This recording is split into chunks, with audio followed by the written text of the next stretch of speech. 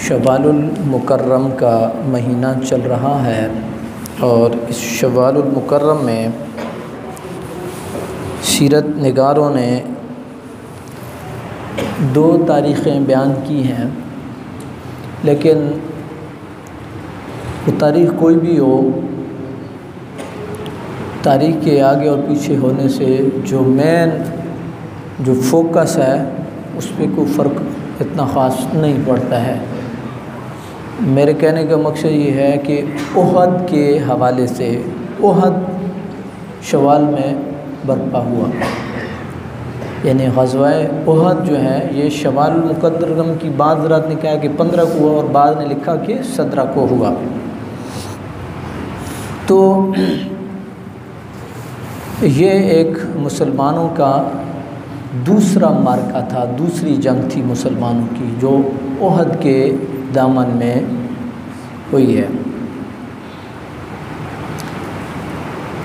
बरादरान इस्लाम, अगर हम उहद के मुहर्रिकात को देखते हैं कि सबब क्या बना उहद का, तो इसमें हमें बुनियादी तौर पे दो तीन चीज़ें जो मोटी मोटी हैं वो हमें मालूम होती हैं।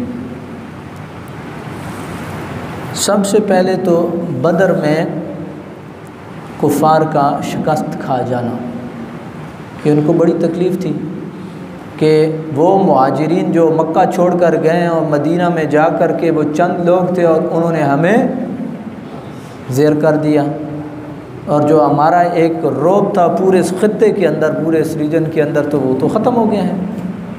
तो ये एक बड़ी बुनियादी यानी चीज़ थी। दूसरा ये था कि उनका जो तिजारती गुज़रगाह थी, उनका रास्ता था, जब उन्हें शिकस्त हुई तो वो शाम वाली तिजारत भी उनकी ख़तरे में पड़ गई, तो मुआशी नाकाबंदी हो गई। उन्होंने अल्टरनेट सोचा इराक़ वाली साइड पे। मुसलमानों ने कोशिश की कि उधर से भी उनकी मुआशी नाकाबंदी कर दी जाए और प्रेशर डेवलप किया। तो अब ये सारा चूँकि लावा पकड़ा था, तो उन्होंने फिर फाइनली हमले का इरादा किया। इसमें जो मदीना वाले यहूद थे या दीगर गैर मुस्लिम कबाइल थे, उनका भी हाथ था। उनका हाथ इसलिए था, उन्होंने कहा कि बदर में इन्होंने अखाड़ दिया है ना मुसलमानों ने कुफ़ार को, इनको बछाड़ दिया है, तो अब इसका मतलब यह है कि अगर हम में से भी कोई गड़बड़ करेगा तो मुसलमान हमें भी, ज़ाहिरी बात है कि वो इस्लाम के ऊपर और इस्लाम की शान शौकत के ऊपर तो कोई कंप्रोमाइज़ नहीं है।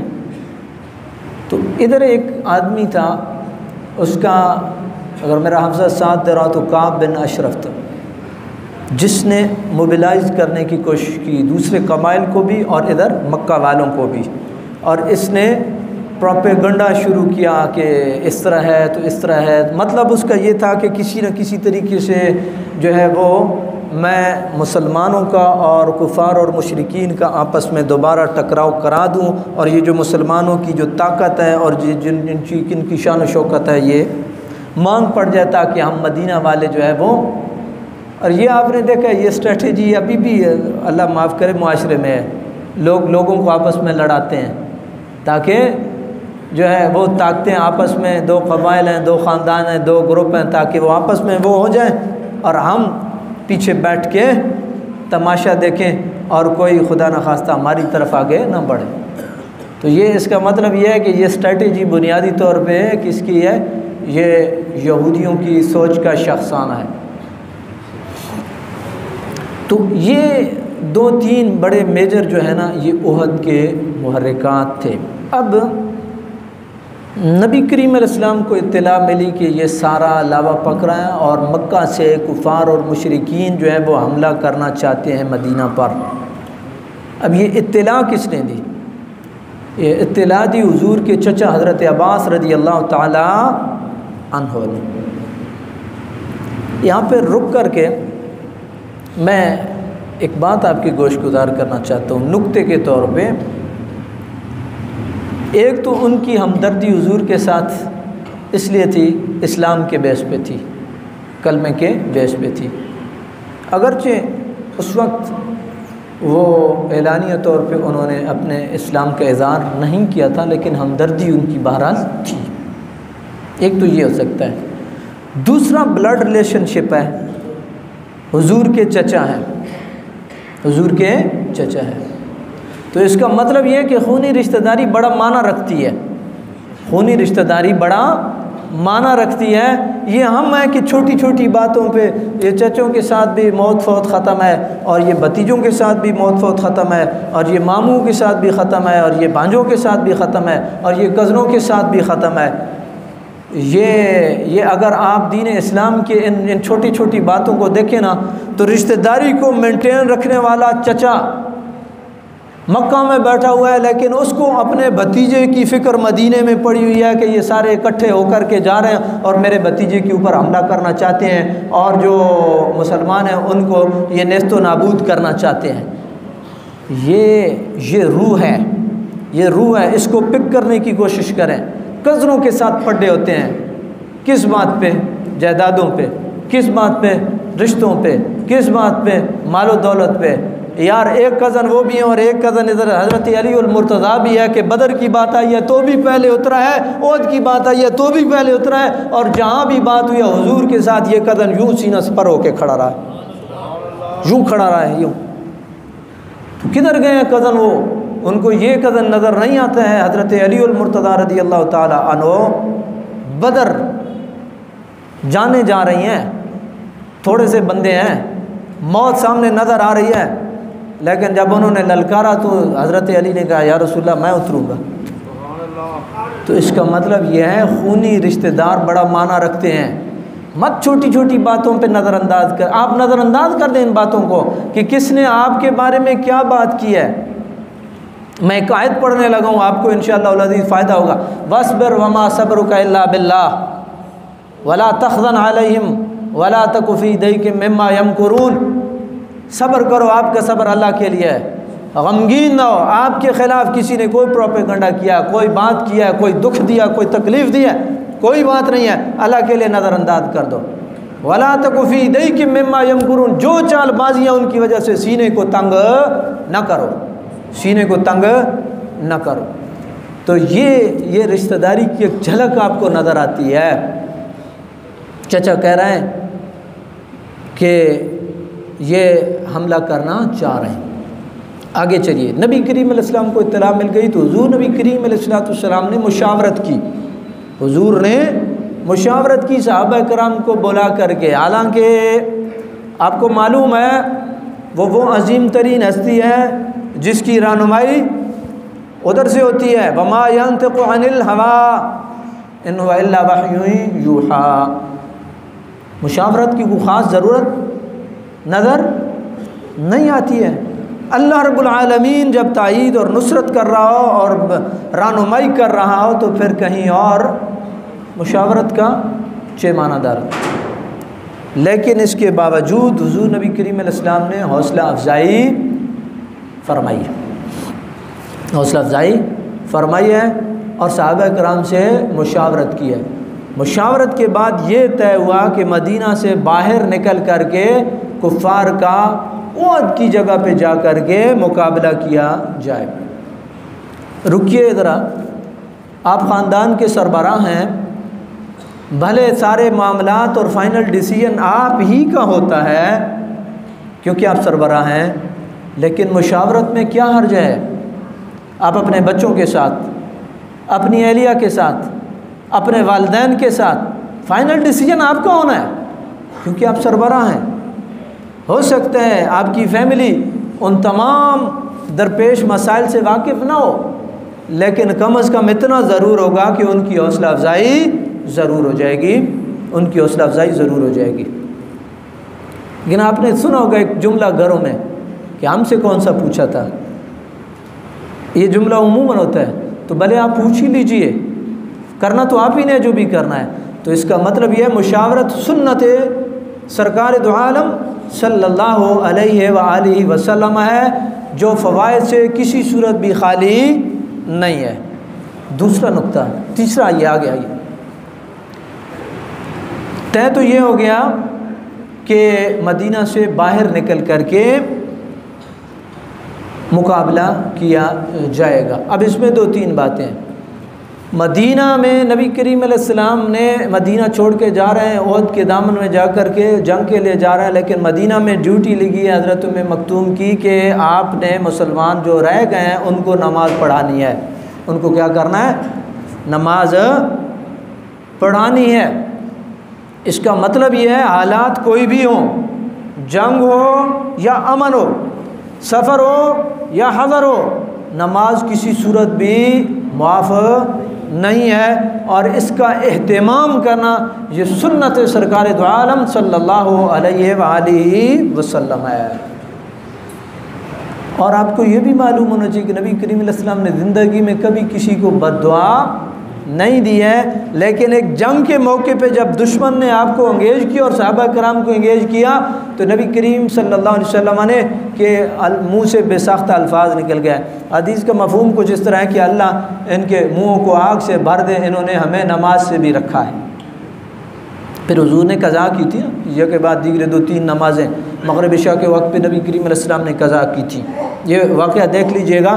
लेकिन लुब्बे लुबाब यह है कि हुजूर नबी करीम अलैहिस्सलाम को नमाज की इतनी फ़िक्र होती थी कि जा रहे हैं जंग के लिए, ठीक है जी, तो पीछे एक बंदा मुतय्यन किया कि जो मदीने वालों को नमाज पढ़ाएगा। एक और बात देखिए, नबी करीम रऊफ़ुर रहीम सल्लल्लाहु अलैहि वसल्लम और सहाबा ने मदीना तैयबा के अंदर रह कर के मुकाबला क्यों नहीं किया? एक सवाल है।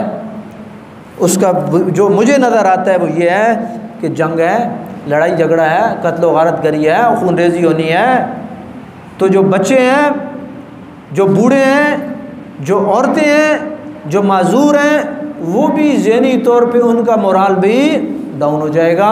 लिहाजा मदीना से बाहर जो भी होना है मदीना से बाहर हो। इसका मतलब ये हुआ कि एक जो लीडर होता है या वो किसी भी शोबा ज़िंदगी से वाबस्ता आदमी होता है, वो कभी भी कौम के मोराल को डाउन नहीं करता है, पस्त नहीं करता है। हमेशा चीज़ों को कौम के सामने फ़िल्टर करके रखा जाता है। उसकी एक और मिसाल मैं आपको कुरान से दूँ। हज़रत मूसा अलैहिस्सलाम ने अपने नुमाइंदे भेजे और शाम और फ़लस्तीन और इन इलाकों में जा कर के इलाके का सर्वे कर किया और हालात को देख कर के वापस मुझे बताओ, तलकीन की कि ख़बर जो भी हो मुझे बताना है, आम ऑन एयर बात नहीं करनी है। क्यों नहीं कहा? सिर्फ दो बंदे थे, एक हज़रत यूशा बिन नून थे और एक कालब थे गालिबन, जिन्होंने जो है हज़रत मूसा अलैहिस्सलाम के साथ फ़कत उनसे बात की। क्यों हज़रत मूसा अलैहिस्सलाम ने तलकीन की? इसलिए कि कौम का जो ज़हनी मोराल है वो पस्त हो जाएगा। और वही हुआ। वो गालिबन 12 बंदे थे तकरीबन, तो उनमें से 2 ने हज़रत मूसा अलैहिस्सलाम के बात की और 10 ने आनेर जो है ना जी वो कर दिया कि वो तो बड़े मजबूत आदमी हैं, वो तो इस तरह हैं, वो तो उस तरह खा जाएंगे आपको और वो तो आपको सफ़ा हस्ती से मिटा देंगे। अल्टीमेटली नतीजा क्या निकला? नतीजा ये निकला कि कौम इतनी ज़हनी तौर पे मग़लूब और मरूब हो गई, कौम ने सीधा सीधा हज़रत मूसा अलैहिस्सलाम को कह दिया फ़ज़हब अंत व रब्बुका फ़क़ातिला इन्ना हाहुना क़ाइदून, असी थे बहने तुसी जाओ जंग करो, जिस वाला इलाका हो गया फ़तह सन सद लवे। ये कोई बात है? ये किधर गए हैं वो साफ़ी और किधर गए हैं वो लीडर जो मुंह में आता है सुबह? बात असर रखती है, बात माना रखती है। कौम के मोराल को डाउन करना ये बड़ी ज़्यादती होती है। कौम पहले वैसे पिछली एक दफ़ा इधर ना मस्जिद में एक बंदा पीछे सफ से आया भाग करके, तो इधर आके उसने ऐलान शुरू कर दिया, इधर बच्चे अगवा हो रहे हैं, इधर फलानी गली में ये था वो था। मैंने उसको डांट दिया, मैंने कहा इधर आके मेरे साथ बात करो, मुझे पता है कि इन लोगों से किस तरह बात करनी है। पहले ये लोग पिसे हुए हैं और पहले ये लोग बेचारे मरूब हैं, तो आपने ऐसे खौफ व हिरास फैलाया है कि जिस तरह खुदा न खास्ता यहाँ तो बिल्कुल पता नहीं जो है वो इलाका गैर बना हुआ है और यहाँ तो अमन और सुकून की नाम की चीज़ ही कोई नहीं है। इसलिए जब भी बात करें, घर में भी बात करें, तो कभी भी ऐसी बात ना करें कि खुदा न खास्ता आपकी बूढ़ी वालदा जो है वो बिल्कुल वो चली जाए, आपका लाश हो गया। मैं एक बात कर रहा हूँ, आपका लाश हो गया है यार, अल्लाह ताला उसका बेहतर कोई ना कोई करेगा। आप अगर अपनी बूढ़ी वालदा को या बूढ़े वालिद को, तो वो तो वैसे ही वो तो बूढ़े हैं, वो तो बैठ जाएंगे, वो तो ज़हनी तौर पे बिल्कुल गिर जाएंगे। आप इतना कहें उनको कि दुआ कीजिएगा मेरे हक़ में, ये तरीक़ा हो उसूल होता है।